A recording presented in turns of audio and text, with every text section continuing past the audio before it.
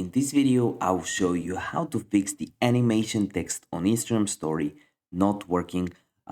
This fix works on an iPhone and on an Android device, on any iPhone and on Android and on any Android device. So if you appreciate me making this video, make sure you give it a like, subscribe if you're new, and hey, if you have any questions whatsoever around the video, let me know in the comment section down below. So the first thing you can do is go on the Google Play Store or the App Store and make sure you have the latest version of Instagram updated, because if you don't, you won't have the text. It's a recent update by Instagram.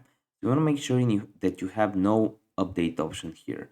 Another way is to actually get a VPN, because maybe the animated text option is not available for your country. I'm using this VPN. There's plenty of free VPNs on the App Store.